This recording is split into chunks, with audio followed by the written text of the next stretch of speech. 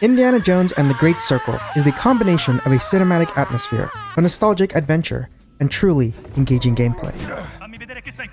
Alright, little fella, let's go. Filled with 4 hours of cinematic cutscenes, the game is an adventure pulled straight from the movies, like a lost story that was meant to be experienced. The combat itself isn't anything new, but it captures exactly how Indy would fight in the films. He throws punches, gets beaten, gets knocked down, but always gets back up to return the favor. The game's sound and ability to use anything as a weapon perfectly captures that gritty, scrappy, and brawl-like hand-to-hand combat Indiana Jones is known for. Now, what does this mean? Why is it relevant? Indiana Jones, whether on the big screen or in the game, has always been about protecting lost relics, seeking adventure, and beating death, all while looking good in a fedora. And in this story, someone stole an important relic, and I'll be beating anyone and everyone to get it back. The story kicks off with the iconic opening from Raiders of the Lost Ark. We already know how this plays out because that's exactly what makes it perfect. It drops us right into Indy's boots, setting the tone for the adventure ahead. And by the time we make it out of that cave, we're primed and ready to become a full-fledged fascist beating machine. We wake up in Marshall College to find that the school has been broken into by a big, bald man. We test our mettle against the mysterious tall figure, just to be absolutely folded over and over and over again. After getting choked out, and enjoying it maybe just a little, we piece together the real crime here.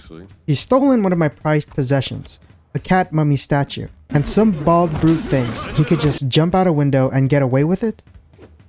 Well, I guess he can, because now there's a giant-sized hole in the window and the only clue he left behind is the medallion that was hanging around his neck. So, we talk with Marcus to realize that the medallion is of Catholic origin and is a sigil for the secret archives of the Vatican. We dust off our old suitcase and only take the important stuff. We contact an old friend in the Vatican, Father Antonio, only to learn that the city isn't just unsafe, but has been compromised. And his advice? About as useful as a cheap Chinese fortune cookie. That meant sneaking into the Vatican through a fortress right outside the city, and the moment we perform our first stealth takedown.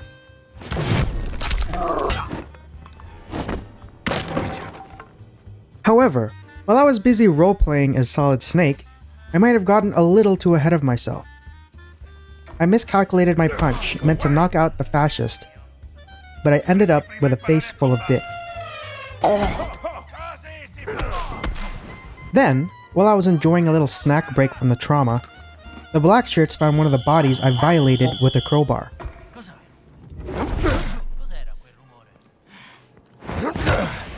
I panicked. I picked up the closest weapon I could find. And somehow, with nothing but sheer willpower and the magic of game mechanics, I proceeded to give half the fortress brain damage.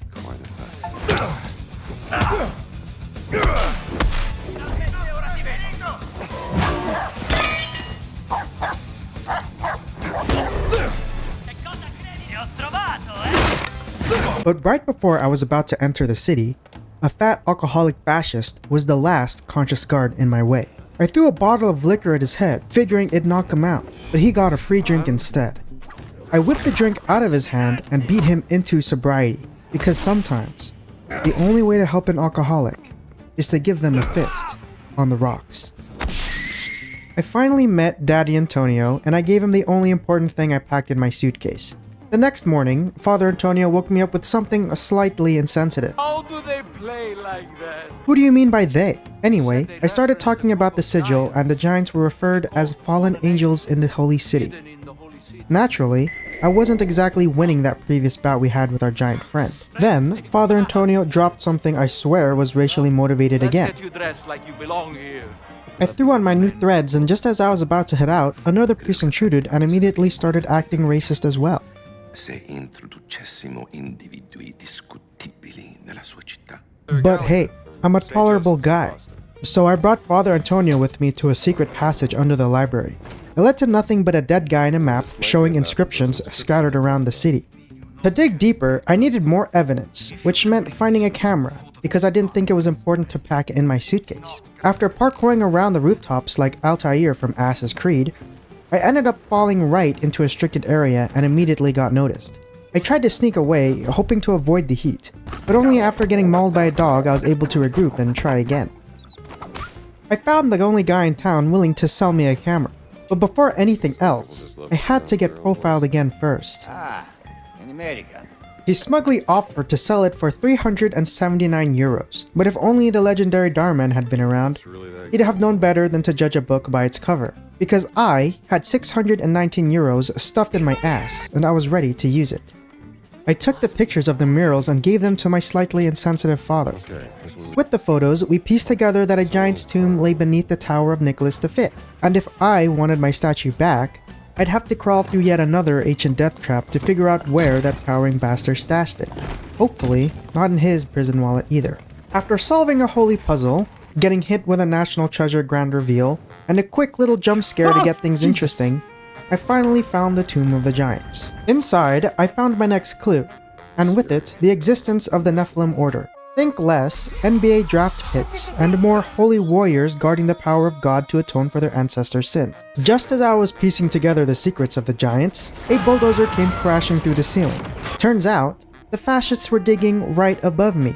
Now, the catacombs were crawling with bootlicking black shirts, and the only way out was straight through them.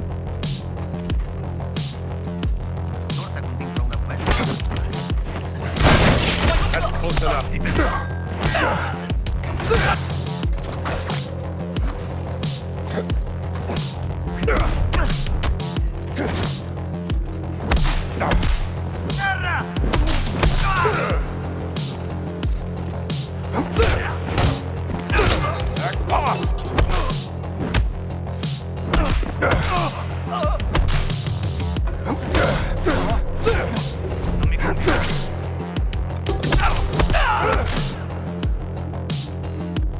Hey, coniglio!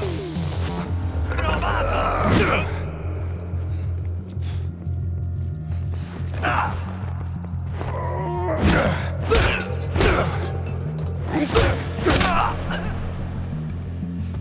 After delivering several concussive blows, I have made my escape, only to run face first into the next classic indie trope, the love interest. She was intriguing, she was mysterious, and she claimed she was bird watching. Conveniently, a giant metal bird flew overhead at that very moment, probably full of Nazis. And if I could take a guess, at least one guy named Hans. Bingo! This is where we are introduced to the ultimate fascist, the Nazis, and our counterpart of the story, the Nazi indie, Emmerich Voss. On the other hand, the nun was actually an investigative journalist named Janetti Lombardi, who was searching for her twin sister, an ancient language expert last known to be working with Voss. Our next step, solving the Vatican fountain puzzle, because even holy sites need an overly elaborate security system.